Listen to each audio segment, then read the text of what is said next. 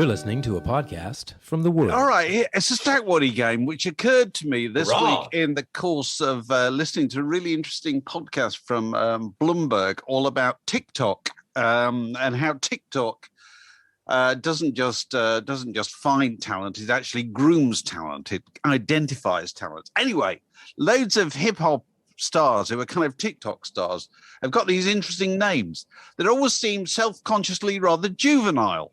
This is good because I almost certainly will have heard of none of them. So there you go. Virgin territory here. Good start. Good start. Yeah. Greenfield site.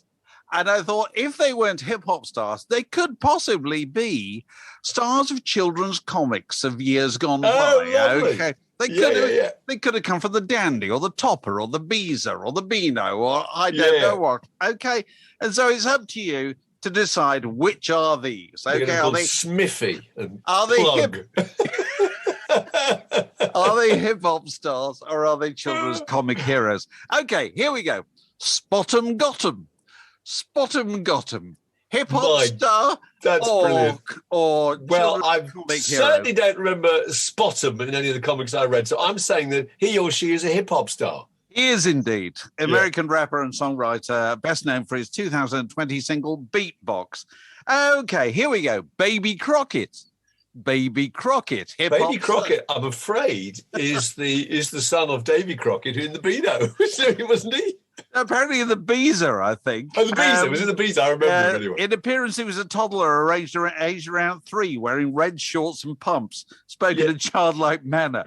He was the inspiration for Babyface Finlayson, I think, wasn't he? Do you remember him? He was the fastest bandit in a pram or something. I can't remember now. Okay, here we go. Another one. Rich the Kid. Rich the Kid. Rich the Kid. Is that a hip-hop star or a children's comic hero? I think he's probably a hip-hop star, Rich. He is, an American rapper and songwriter. Made an album called The World Is Yours. What about Little Iodine? Little Iodine, hip-hop star or children's comic hero? Must be a hip-hop star because you couldn't... Iodine is too complicated a concept for a 6-year-old, I think, in a magazine. I don't know. It was first seen during the 1930s in a sporting role in Hatlow's popular Gap panel, They Do It Every Time. Oh, okay. Her purpose was to serve as a pesky nuisance to the strip star Henry, and her behaviour caused endless misery for a mild-mannered, easily unsettled father. So there you go. What about Little Baby? Little Baby, hip hop star or children's comic hero? I'm going hip hop star again. I don't know why. Am I right? You're right. Lil, spelled Lil, presumably. Yeah, absolutely. Yeah. Rose to mainstream fame in 2017 following the release of his mixtape, Perfect Timing. Okay. I was a card-carrying member of the Nasher Fang Club. So, with a little hairy badge with Nash, and you got a little booklet with Nash words, none of which I can now remember, the sort of vocabulary of dog speak. But, so I was quite in the deep end with the Beano, certainly. Anyway, go on. Okay, what do you think? Cuddles and Dimples. Cuddles and Dimples. Comic book star or hip-hop duo? What do you think? Cuddles and Dimples. Just not aggressive enough to be a hip-hop star, surely. Must be comic book. No, it was comic strip published in the Dandy in 1986. Two toddler brothers who liked to cause double the trouble wherever they went. Okay, what about Buster Cap? Buster Cap, hip hop star or children's comic book hero? Buster Cap is brilliant. Buster Cap. Which is because to cap somebody is to shoot them with an illegal pistol, isn't it? So Buster Cap means shoots. There must be a hip hop star. I mean, it must be.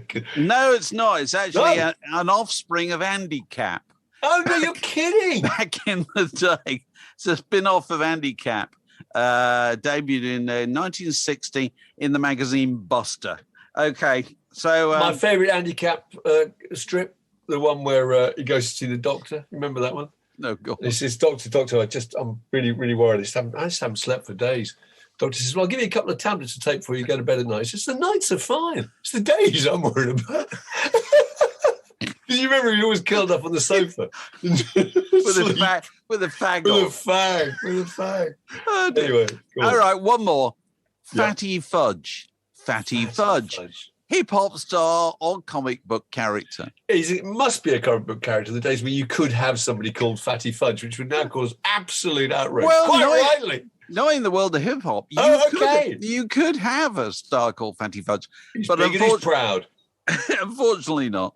Go big and go home. This came from Minnie the Mix cartoon strip, alongside Minnie's other rival, Soppy Susan. Oh, that's brilliant. Fatty Fudge, obese boy with an addiction to unhealthy food, particularly confectionery. So you did very well there. But that was fantastic. Good work, very good. I must try and cook with. Now you've got a game to play. Well, I don't know a game, but it's just something that struck me when we were talking to Bernie Marsden. We did that podcast the other day with Bernie Marsden. He of the UFO and the Whitesnake. God, he was fantastic. He was lovely, wasn't he? He was just the loveliest, funniest, most entertaining, tremendous guy. But anyway, we were talking about blues, and we were talking about, because he was part of the whole blues boom, and in the 60s, we were talking about how so many of those groups had to have a gimmick. You had to go, in fact, specifically, it was Stan Webb of Chicken Shack, whose gimmick was the 30-foot guitar lead, and he could go out to the audience. Coaxial cable. With somebody kept paying it out, some roadie paying it out, and he'd be out there whittling away at the other end of the venue. Go around the car park, wouldn't he? He would. Yeah. And it struck me that actually, if you think about it, I don't know about the vast majority, but a huge number of acts had a gimmick. Yes. And it was that gimmick that got them noticed enough to be on the television, and it was a gimmick that they always had to do on their first television appearance. Absolutely. And the advantage was that somebody had only just heard of this group could then tell a mate of theirs who'd never heard of this group what they were. They could sum it up, which I thought was really, really interesting. So I thought I scribbled a few down. I mean, The Who had about 4 gimmicks, didn't they? Oh, yeah, absolutely. Go on. The windmilling guitar, the windmilling guitar, the Moon's cymbal thrashing, smashing guitars, the other thing. Jimi Hendrix.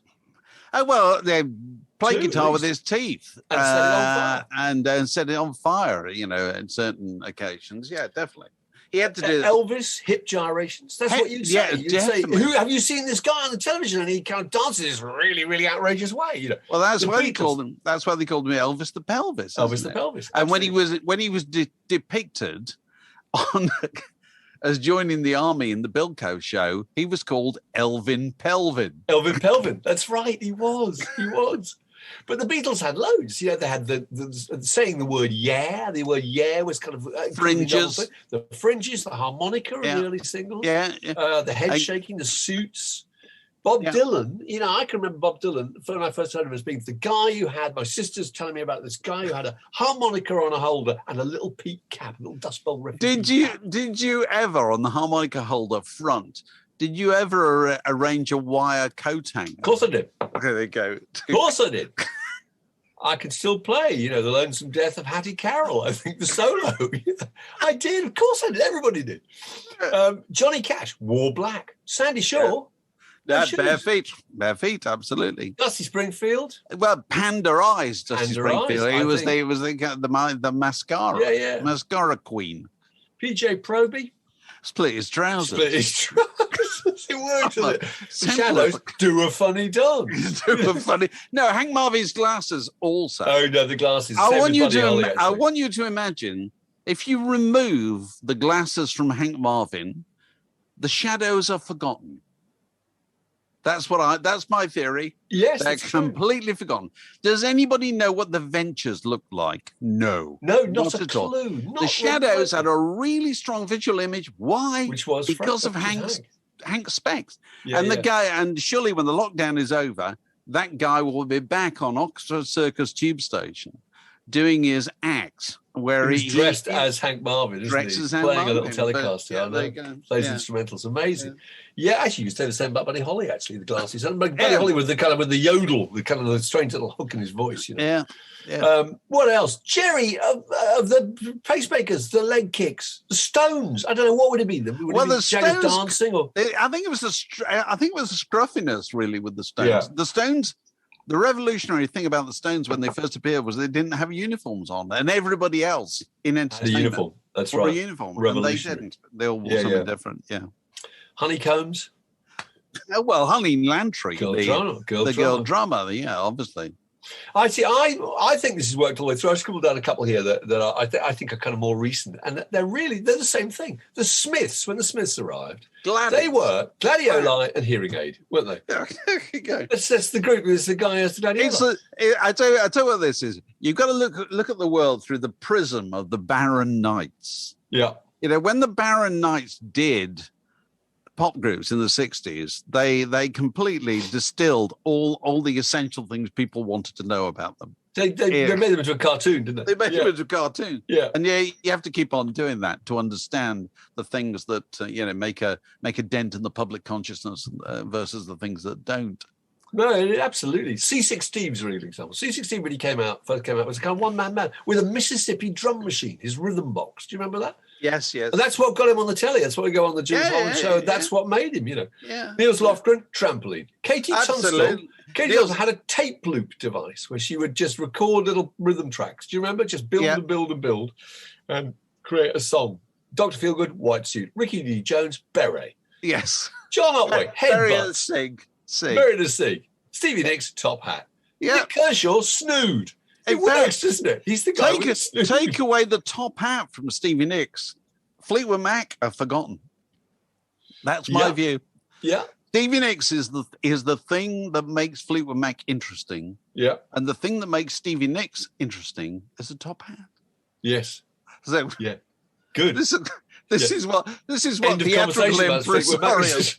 I love how you just distill an entire career. It's really interesting because if you looked at this the way that, I don't know, Bernard Delfont would have looked at it, or some old variety impresario, you had an act. Yeah. And an act involved doing a thing. Yeah. Just a simple thing, you know what I mean? Yeah, and you did it again. Musical.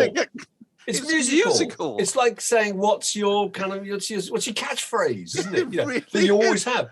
Okay, here's just a few more. Right? Okay, Medicine Head, when we were lads. Do you remember Medicine Head? Well, their hook was the bassist also played the drums. Oh, right? okay. Do you remember that? So there's only two of them. White Stripes, exactly the same. Two of them. Yes. The Cramps, no bass. Culture Club had a gimmick. Boy George. Yeah, well, of course it did. That's their definitely, gimmick. Definitely. But Ramones, obviously, is just all gimmicks. Genesis had a gimmick, I think, which is that Peter Gabriel suddenly started dressing up as a marigold.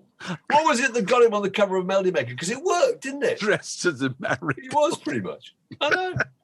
Flock of Seagulls, hair, absolutely. Yeah. The Police had two gimmicks. They're blonde. Oh, they're blonde. They're blonde. Reggae. They were blonde. I think it was mainly they were blonde. Yeah. That was the Madness, thing. The Nutty Train. That's a gimmick, isn't it? Of course it is. It's brilliant. How many times did they have to do the Nutty Train? Yeah. Just to kind of prove that they were madness. Yeah. You know, and that's why they're remembered. Well, they're still around. You know. Happy Mondays had a gimmick, which was Bez. That was their gimmick, really. It's this group. You see this group? They've got a bloke who you're not really doing it. He just kind of dances. Sort of Kiss. Oasis that almost had a gimmick, which is kind of two warring brothers. That's the thing you knew about Oasis very early on. They've got two brothers who hate each other. Yeah. But it works, doesn't it? And it does. It's showbiz, and it's going on now, and it'll be going on forever. People think of the thing that gets you noticed. And if you don't have a gimmick, forget it. Yeah. This is a junction in the word podcast. It separates that bit from this next bit. And Dave and I have both read a scintillating piece that's just been published in the New Statesman about Tom Jones, who, I mean, this is staggering, really, because he's got a new record out. He has therefore had 57 years in the UK charts, and it was written by an old pal of ours from Word magazine, who's joined us now. Lovely to see you, Kate Mossman. Hello. How are you, Kate? All right. How are you doing? Yeah, we're good. How are things your end? Yeah, very, very tired. My day starts at 5:30 now, without exception. Because you've got that's not deadlines, daughter, that's children. This is your daughter who's, how old is she now? 14 months? 16 months next week. So 16 months. It doesn't matter what time we put to bed, it starts at that time. So we've just got used to 2 hours of like strange, trippy television every morning, and then, lots of So how do you manage to fit in writing about Tom Jones around this? I know, exactly. Well, the weird thing is, I mean, everyone says this, but it does make you more efficient. So I used to sit in Costa Coffee in Kentish Town and just watch Bruce Hornsby videos when I was trying to write something. And then I'd get to that point, you're 3 o'clock in the afternoon, you think, well, it's not going to happen now. And then you feel really depressed and go off and buy a top or something like that. that's all changed. David and I do exactly the same. So now I have 3 days a week. I'm at the New Statesman 3 days a week as senior writer, and I just have to fit it in that time. And sometimes when she's asleep, I can do a bit, which is actually really fun. So I read a lot of old archive stuff on pop stars to see what they used to say when they were 25 years old. And I just did that in a nap one day, and I just found all this interesting stuff about him that's just kind of been buried because he's such a cartoon that, I noticed that every single tabloid interview with him practically has as the headline, once claimed to have slept with 250 groupies in 1 year. And I thought, well, where does this even come from? And I'm sure that, I didn't do my research well enough, but I literally couldn't find that quote anywhere. And yet, but also, it's highly unlikely that he himself would have said that.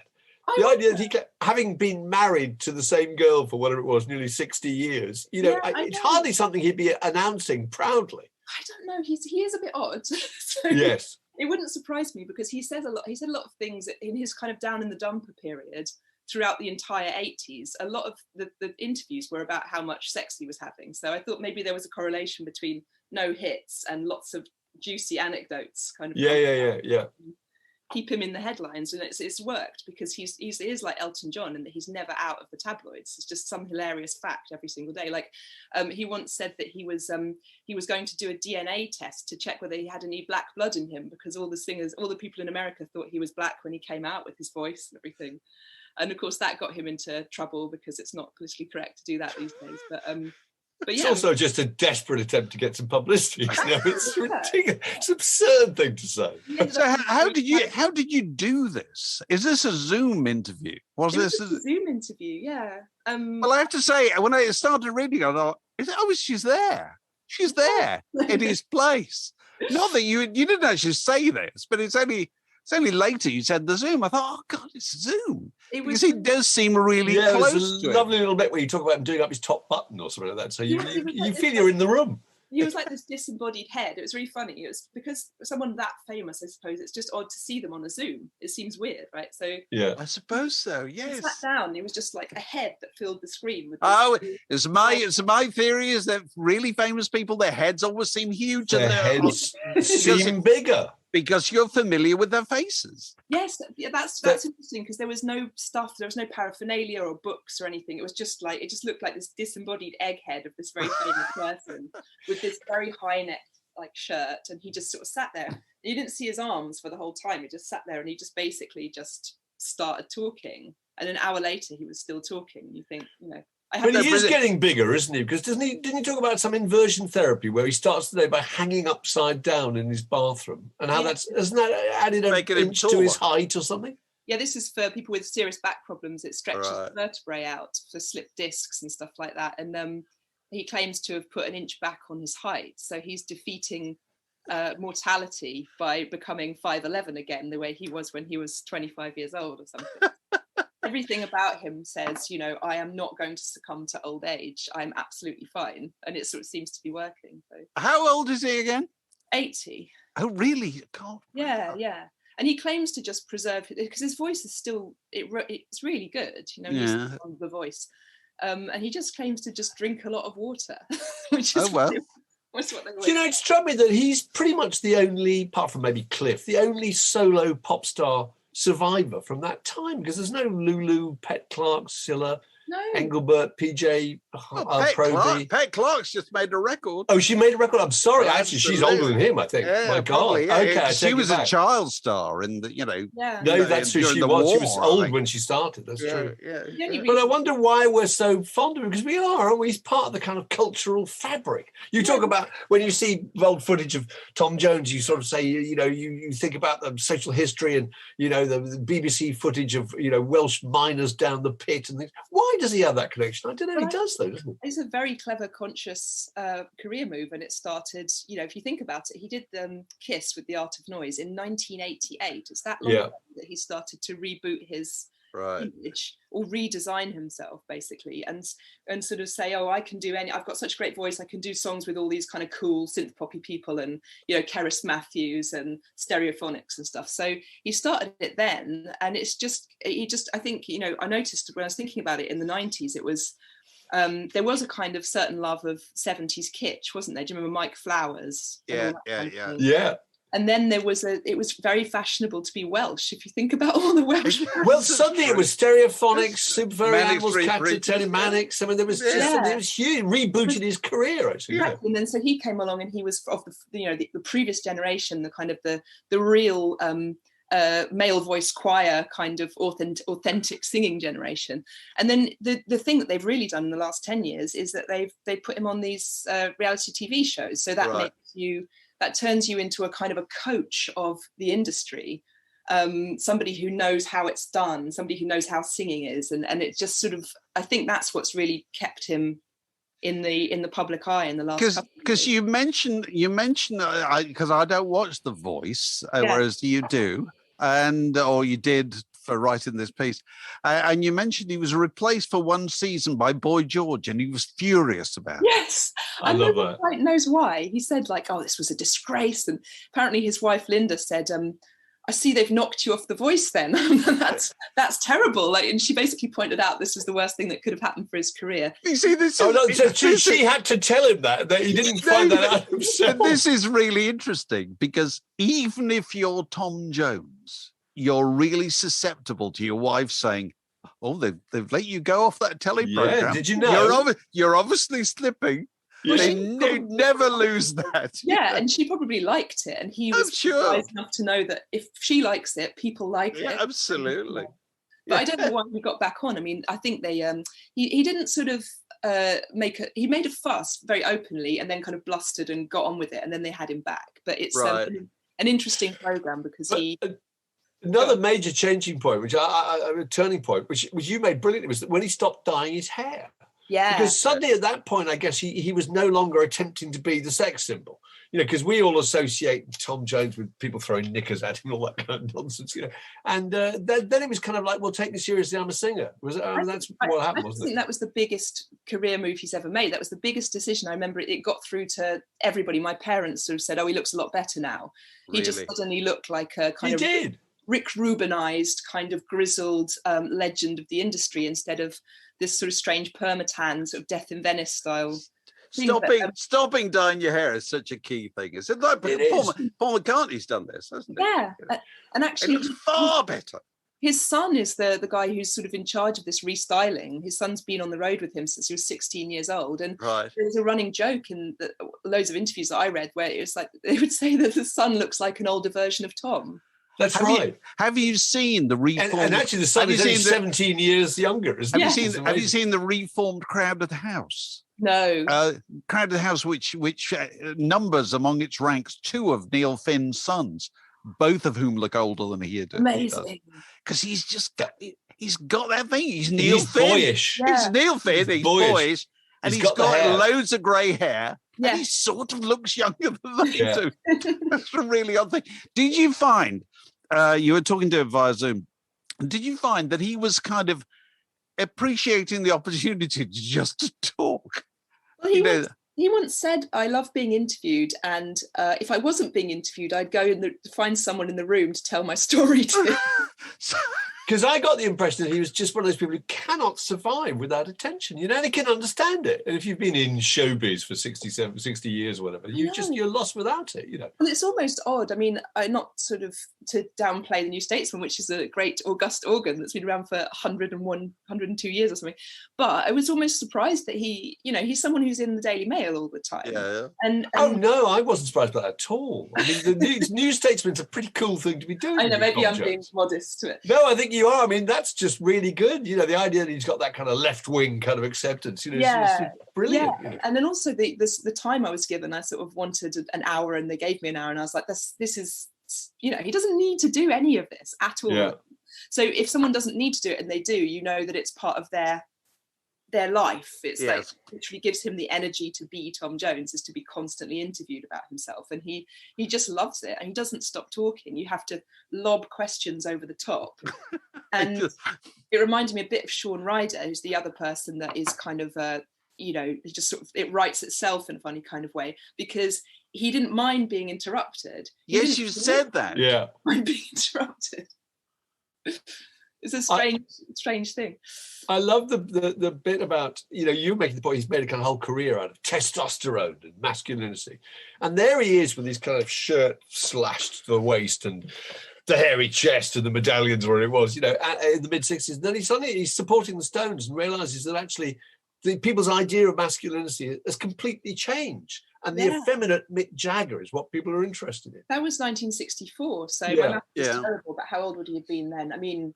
He would have been, I'll work it out. Well, he would have been 21 or something like that. Yeah, exactly. Yeah. So, and he made this kind of, he realised at that moment, I am never going to appeal to these women who are screaming for Jagger. So he thought, instead of thinking I'm going to try and be like Jagger, he thought I've got to do what I do. And he got a slightly older audience. So he got the Vegas audience, he got the Flamingo residency. He was huge in America. I think that's the thing. And what's really interesting is in all the old press, he was in this constant battle with PJ Proby. That was the person that he was always compared to. And that's been like lost to time and Proby said, oh, you're never going to be a sex symbol. And it was obviously a fake battle. I think they used to go drinking. Well, that was a press-built thing, was it? Like Beatles versus Stones and, Bowie versus T-Rex or whatever. Yeah, that shows how much he kind of hit that side of the pond and was a kind of, and he was on Manson's hit list, which is.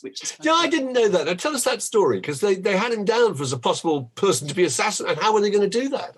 Yeah, so in the trial, it came out that he was on the list alongside Steve McQueen and Elizabeth Taylor. And they decided that the best way of dispatching Jones would be for one of Manson's women to seduce him and slit his throat while they were having sex. God. Dear, oh dear. It shows where he fell in popular imagination. He was just a massive shagger, even in 60, 68, 69 or whatever.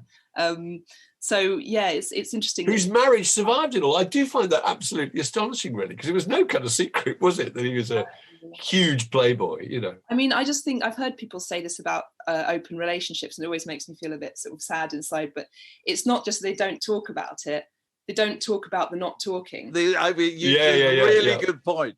Yeah. Really good point. It just becomes this thing, and it's obviously, he could have left his wife if he wanted, and he didn't. So there was something there that was very strong. They met when they were 12, but I get the impression she just had to put up with it from very, very early on, and they probably had something that nobody else would have had, and Well, isn't it in the George Harrison film where Olivia?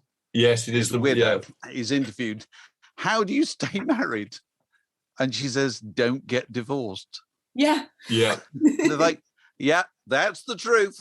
Exactly. That's the truth. That's very telling, because there is no spouse of a rock star who doesn't know what's going on, but prefers not to think about it. And they very cleverly get across the fact that George was the major shagger of the Beatles, but they don't quite spell it out very, very sweetly, McCartney's asked about it. He said, well, he was a red-blooded male and, interested in all the things that red-blooded males are interested in. It was very, very interesting. I guess with anything like that, if it's happened a few times, that's the point where you would leave, right? And if then it just becomes a situation. Why would you leave 20 years later if it's just... Yes, it's gone too far. Yeah, 1,000 women, that's the final straw. When you tried it on with my mother. So what's next, Kate? I always used to joke at Word that you're always interested in profiling older gentlemen in popular music. Well, they're getting older. This is the problem. I used to be interested in the sort of 50, 60-year-olds, but now they're 80. Well, actually, the oldest person I interviewed recently was James Lovelock, who was 100. Oh, right. Yeah. And then I just did the nature writer Richard Mabey, who was on his 80th birthday. And then now Tom Jones is 80. So I don't quite know what's going on. Honestly, this is some unconscious force. I can't control it. You've got a very good way of identifying those people who just aren't written about. Absolutely. Glenn Campbell you wrote a lot about. And, I'm trying to think of some other ones. Actually. Bruce Hornsby, absolutely.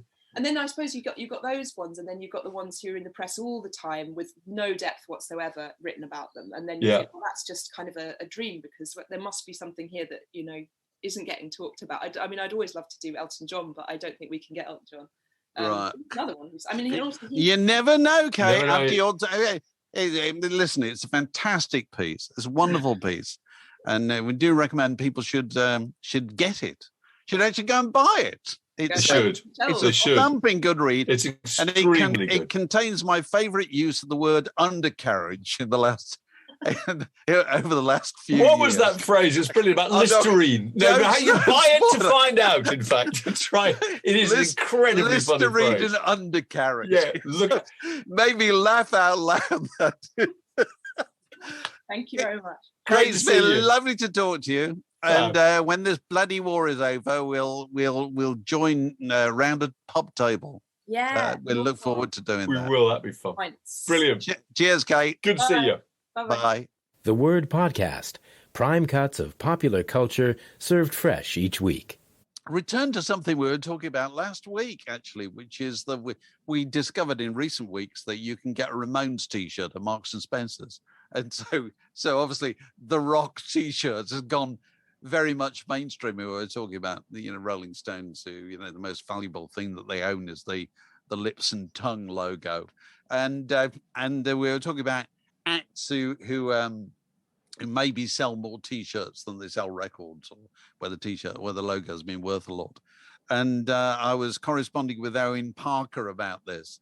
He was previously a friend of the pod who's been on the podcast, and Owen sent me this clip of interview of Martin Freeman being interviewed by Tim Lovejoy on TV. And Tim Lovejoy is wearing a Ramones T-shirt. And Martin Freeman says, "Go on, tell me, name a member of the Ramones." And of course, Tim Lovejoy can't really do it. He can do it because actually they've got their names written on the T-shirt. So it goes, well, there's Joey and then there's Dee Dee. But then Martin says to him, all right, okay, name me 2 albums by the Ramones, just 2, and he can't name it. Yeah, absolutely. I know. And so there's very much the kind of a classic old purist argument, really, isn't it? And we were just talking about this, whether there's anything in that argument, because I personally thought, Martin Freeman was going a bit far in that particular context, really, because it's a fashion item. Millions of people wear those things without any idea. I agree with you, actually, because I think there's 2 types of people. There's, like take the Rolling Stones logo. If somebody wears the Rolling Stones tongue, you get the impression walking down the street and you see them in the high road, you think they're probably not a major hardcore Rolling Stones fan. They're just somebody. They're a marketing executive, and it's the weekend. Definitely not a major. Yeah, exactly. Because if you're a really hardcore, Rolling Stones, you would have a kind of Earl's Court 1976 T-shirt, really, really faded, stained T-shirt. Yeah. Pointing out that you've been flying the flag for years, Yeah. And I think there's just 2 types of people, but it does really interest me that. And I think there's, I was just looking up various groups who did sell a lot of T-shirts. It doesn't surprise you, does it? AC/DC. Oh, right. They're groups that just really, really stand for something. Sublime, Van Halen. Oh, really? Yeah, Van Halen too, yeah. Slayer. And there's various that I think must sell a lot because it's all about representing a particular attitude, isn't it? Velvet Underground must, surely. I would have thought. Well, I don't know, because it will depend who owns the bits of artwork, which we'll come to in a minute. Because Alex, you were saying, when we were talking about this the other day, that you think people ought to earn the right to wear T-shirts. Is that right? Yeah, absolutely. Well, I sort of know in my heart of hearts that I'm a little bit wonky in this opinion, but fandom is built on snobbery, isn't it? Really, certainly. And this is my band, this is my club, and I have earned the right to wear this T-shirt through years of dogged fandom, listening to the very worst of their I bought all their terrible records. I've been to their worst gigs. I've suffered from Definitely Maybe through Even Be Here Now, and I'm still here. I have earned the right to wear this 1999 T-shirt, and you, my friend, cannot name Bonehead from Quigs. Do it. Even knowing who Bonehead is, that's hardcore, isn't it? That's the acid test, really. It is. Yeah. But I can understand where Martin Freeman comes from, because if I'm walking down the street and I see someone wearing a Rolling Stones tongue logo T-shirt, for example, and they do not look like a Rolling Stones fan, there's a part of me that feels a little bit sad and angry at the same time. And I don't know okay. Why, what does a Rolling Stones fan look like? He looks like a member of the public, because it's everybody. It's everybody. Yeah. You can tell they exude an energy that you can tap into their aura. No, really, the fan gives off an aura. You just know. Oh, well. There are certain fans who do look similar, I think. Grateful Dead fans. Anybody in a Grateful Dead t-shirt tends to look extraordinarily kind of, don't you think, kind of a psychedelic nerd, kind of very little bit like, look a bit like Jerry Garcia. I suppose so. There's a beard involved, you know. I don't know. But it's funny, we're talking about the people who've done well out of t-shirts. And Owen was saying to me that Frankie Goes to Hollywood didn't make any money out of the music, but they did quite well out of t-shirts. And which is a massive irony. It's really irony. It is, because they didn't make any money out of the music, which they didn't play, apart from, Holly Johnson, fair enough. But they did make a lot of money out of t-shirts, which they didn't design. Yeah. And that's a really interesting case. Frankie Say, all that stuff that happened in, 84, 85? Yeah. It was absolutely a phenomenon, wasn't it? Everybody the Live Aid t-shirts that everybody wants to run the world. All that came out of Frankie. No, it didn't. It all came out of Catherine Hamnett, first of all. Yeah. The fashion designer who famously turned up at Downing Street and was pictured shaking hands with Margaret Thatcher, wearing a huge t-shirt saying, 97% don't want Pershing or whatever it was. Yeah. It was about Greenham Common, wasn't it? So that was picked up by Frankie Goes to Hollywood and became a very big thing, and then was picked up by loads of other people as well. So who owns an idea like that? That's what interests me. Yeah, and you tipped me off about the debate that's going on about Nirvana, which, if I can sum it up as far as I can see, Nirvana are suing Marc Jacobs, I think, the fashion designer. Yeah, for using their Nirvana smiley face as a logo on t-shirts. Yeah. But Nirvana, the two surviving members of Nirvana, which would be Chris Novoselic and Dave Grohl, can't remember who actually invented that thing, which is fair enough. And now a Californian designer, I think, has just claimed that he invented it. But, interesting pop fact, the logo itself wouldn't sell and has no value at all unless it has the words Nirvana underneath it. This is it. Because otherwise it's not really their logo. You're not quite sure. If everyone remembers it, it's that smiley face with the kind of crossed-eyed eyes and the kind of stoned-looking version of the smiley face. But, I mean, it doesn't mean anything unless it says Nirvana. So, actually, Nirvana do have a right to some percentage from that, But how? I mean, if you're a judge and that case is put in front of you, it's a bloody nightmare. How would you unravel that? Because you got how it was designed, and then you got the associations it's had over the years and the places it might have appeared, and how do you possibly work it out? So Velvet Underground, maybe it's very difficult for Velvet Underground to, whoever owns the Velvet Underground copyright, to appropriate their images, because all that stuff came from the Andy Warhol estate, didn't it? Yeah. And that will be very closely lawyered, won't it?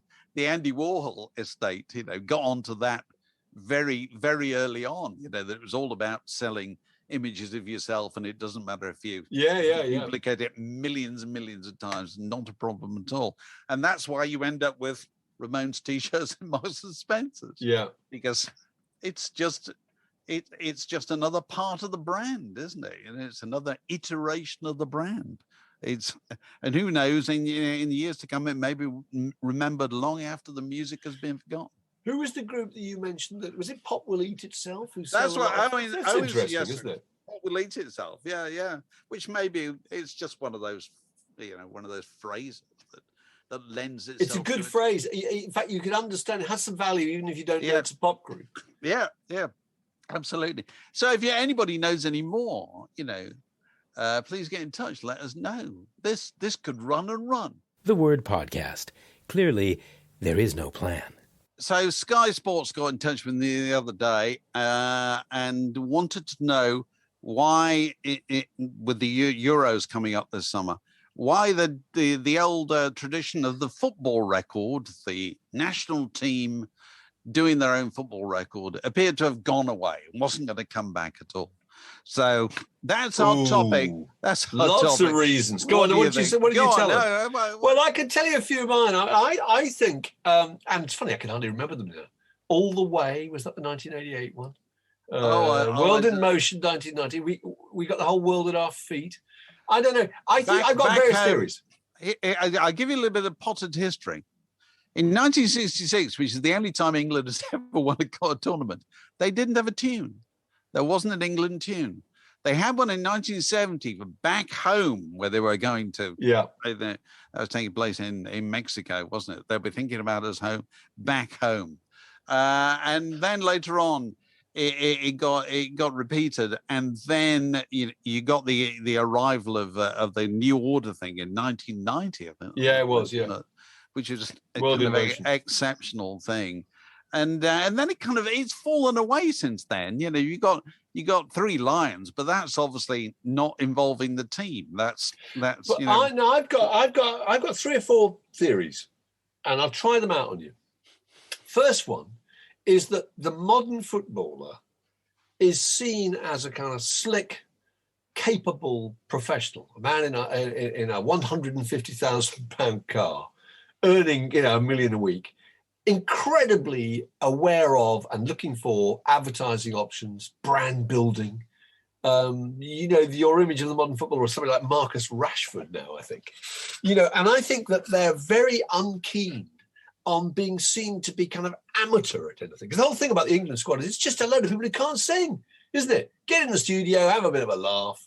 That somehow seems a step down from this kind of fabulous professionalism they're trying to get across. Point 2, I don't think there's that sense of England's squad as a gang anymore, actually. I think there's a series of individuals out to make their mark, out to get some kind of career gain from it. Because you can't get pictures of them now going out to pubs beforehand, you don't get any idea that they are a group of friends. They're just a load of people possibly warring, actually. Possibly there's a lot of animosity. Thirdly, I don't think you get the feeling these days that any footballers tend to have much of a sense of humour, because they don't dare be funny on Twitter in case whatever it is they say is misconstrued and there's some kind of catastrophe. The people who are funny, the footballers who are funny, are ex-footballers. Peter Crouch, really funny. Everything he says is hilarious. That's because he can afford to. He's got nothing to lose. But anybody who's actually is a footballer at the moment, I think is very, very concerned about doing anything kind of remotely humorous. And lastly, I think Three Lions actually has made it impossible, because Three Lions is the new national anthem. It cannot be improved upon. It's a brilliant song. It's a brilliant song. The whole point of Three Lions is that 2 guys who either can't sing or are pretending they can't sing, Frank Skinner and David Baddiel, are encouraging you to join in to a bit of community singing. And you think, well, if Frank Skinner can sing like that, then I might as well join in. And I think that is impossible to beat that song. I personally really like it. No, it's a fantastic. But the same thing wouldn't apply to the kind of national song of the Holland team or the German team or whatever, because no, it wouldn't. But what applies to all of them is you can't make any money out of a record anymore. Yeah. Because there's no Woolworths. You're not going to sell 1 million copies or whatever. And also, the money it would made would be just, it's meaningless for footballers who pay $400,000 a week or whatever. Yeah, not remote. There's no incentive. I'll tell you what was quite interesting. What you talk about the England team. One of the curious manifestations of kind of social media is you can see, if you go and look on YouTube, whenever the England team gather to play some meaningless friendly or take part in the tournament or whatever, they all set off to wherever the HQ is, somewhere in the Midlands, isn't it? I can't forget where it is at the moment. Forgive me. And they converge on this place from all points of the nation. And they're conveyed there in blacked out people carriers, driven by chauffeurs, liveried chauffeurs, And their arrivals at this place are all captured on film, and you can see them. And I'm not ashamed to say I have sat for sometimes half an hour and watched England footballers arrive at the training place, get their bags out of the boot, have it handed to them by the chauffeur, then go up the ramp into the place where they're carrying their boots, which they then give to somebody who puts them in a plastic bag. You know, they're handed their bits and pieces. They shake hands. No, they do they don't shake hands. It's fist bumps and so forth with the males. And in pre-COVID times, they exchange a decorous social kiss with the lady who's part of the team. And then they all go through. And I'm sorry, you sit and watch it. Yeah. Because famous footballers, our relationship with them is kind of like famous rock stars. We don't care what they say. We want to look at them. Yeah. We want to look at them really closely. We want to see what they're like in real life. Yeah. You know? And that to me is kind of more powerful than having all of them gathered round a piano in the top of the Wop studio wearing Pringle sweaters, you know, holding headphones rather unconvincingly to their ears while they join in some moment of enforced jollity. You know, it's kind of the song just seems an utterly you know, redundant idea. Although the only thing I did say to Sky is, I bet somewhere in China or Russia or the former Soviet Union right now, some 14-year-old genius is developing some item of social media that we haven't seen yet, which will happen round about the Euros and will bring together music and pictures and sport in some way you wouldn't have dreamed of before. Yeah. And that will carry that kind of, that power into the new world, you know, because you can't go back and, and think you make it like it was in 1970 or 1990 or whenever, you know. So it's no, I can't see there'll be another. And I do think the Three Lions thing is an important part of it, because I think people love that song. I think people would rather be singing that song because it has a resonance now that goes back 30 years. It celebrates failure. Yes, it does. Never goes away. Never goes away. You're covered by the idea. It might not work. It's not that kind of ludicrous optimism as though we're going to win. We have one. It's unbearable. Whereas I don't know, we have any Scottish listeners who can bear listening to Three Lions? I wouldn't be surprised if we do, you know, because it's about failure. It is. It's not saying we're the best. It's saying we once were. We once were really good a long time ago, and we're still trying. We're holding a little guttering candle of hope here. That's the one thing. The thing that unifies football supporters, you know, in all times and all ages is failure. Because we all know what that feels like. The Word Podcast. Fix yourself a drink and it's like being in the pub. All right. Any other business? I must mention the Brit Trust are doing an auction on Wednesday, an online auction, which you can witness and no doubt bid yourself if you want to. It's a charity auction where a lot of white labels are being auctioned, and we'll put the link. We'll put the link with this podcast. But I think if you want to know, you can go and look at Omega Auctions on Wednesday, and they've got the likes of Blondie's Plastic Letters, T-Rex, Electric Warrior, various signed items, Eric Clapton, copy Disraeli Gears, white labels signed by Eric Clapton, and so forth. So it's the new area of rare records. I find it extraordinary actually the white label is so collectible, really. Well, I don't know why. Because don't you think when you've got a white label of that, haven't you? I've got a white label of that. That's amazing. That's got to be worth some money. Look at that! Oh my lord! How did you get it from HMV, presumably? I got it from the Island Rep at the time. That's amazing. Also, Venus and Mars. That's good. The white, but also there's the white label. There's all the bits of Hypnosis artwork. Fantastic. That's got to be valuable. But I just think, where do you get your alternate sleeves and rare records by obscure groups? I can really imagine the excitement of owning those. But a white label's a white label. It doesn't seem to be that extraordinary. It never occurred to me that they might have any value at all. Nor to me. I was looking at a little site the other day, and it was a rare record site, and there was an album called Dog Feet by a British band called Dog Feet. which was £1,000. And you think, I could really like to hear that. I've never heard of this group. There's one called Leafhound, who have an album called Growers of Mushroom. 5,000 quid. English prog rock band. Big influence on the stoner movement. You think, well, that's really exciting. They look brilliant. But a white label, I don't know. It's a good idea. But also in further public appeals, Jeff Reese, friend of the pod, Patreon supporter, he's got a project putting together to. I'll read this. My friend has a CD standalone bookcase that we noticed recently is full of terrible CDs. I hope he hasn't told this person. We thought after a few beers that we would fill it with the best 100 CDs, lock it up and make a time capsule of it. Maybe make an online version of it too. Only to be opened in 2112. Since I'm the member of the most discerning music lovers on the planet, and here he's talking about you, Word in Your Ear listeners, I thought it would be great to ask them to come up with a list of the greatest 100 albums of all time, send them to us. We'll then buy them and stick them in the CD bookcase.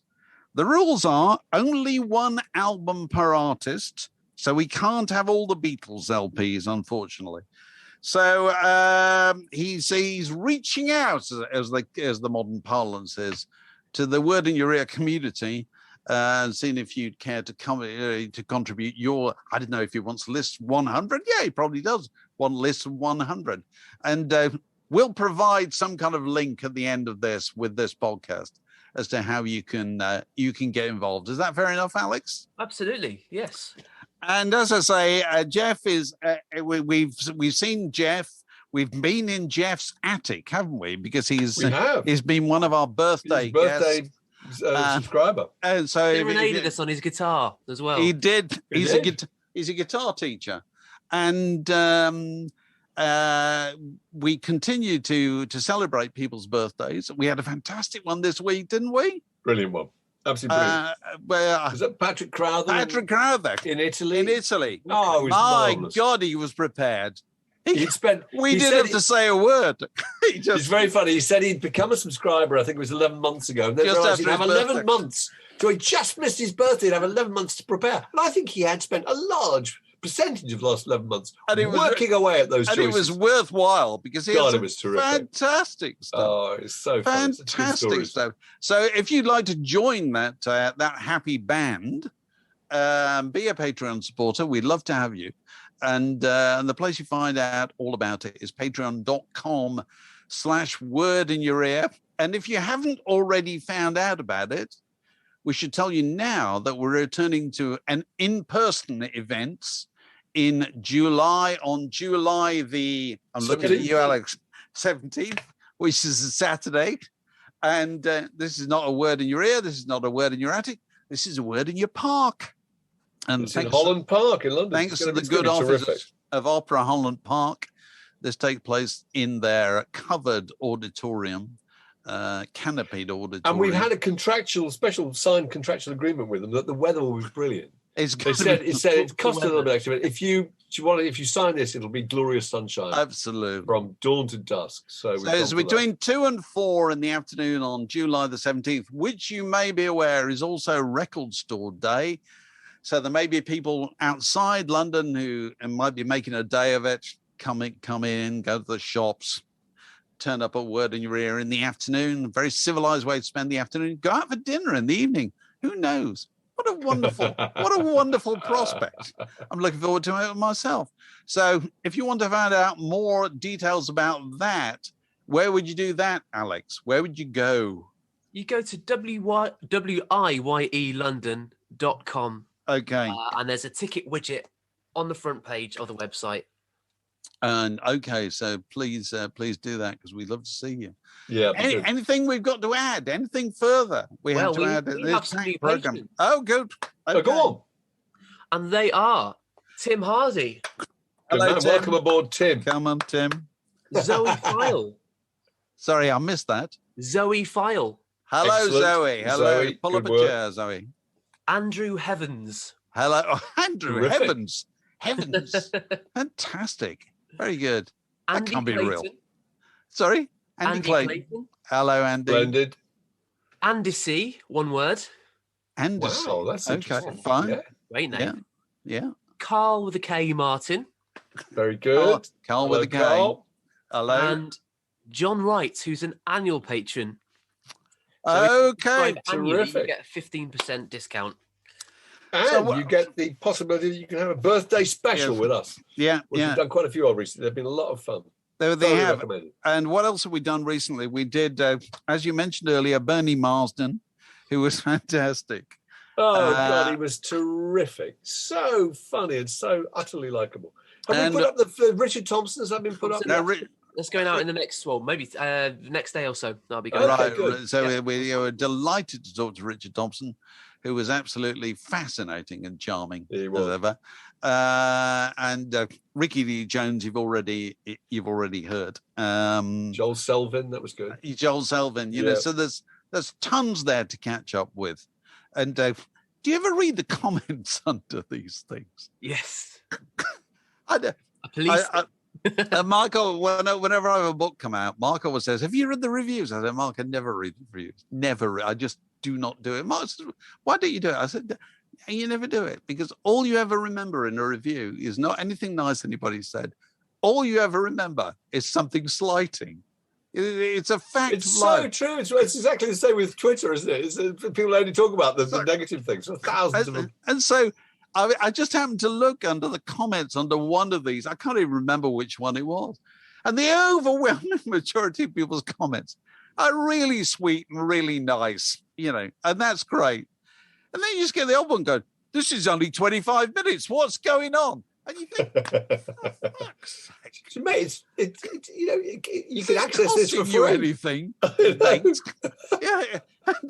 And you know, I couldn't help being reminded of the old, old joke, Woody Allen used to tell about, "Oh, the food's terrible and such small portions." That's right. This podcast was brought to you by The Word.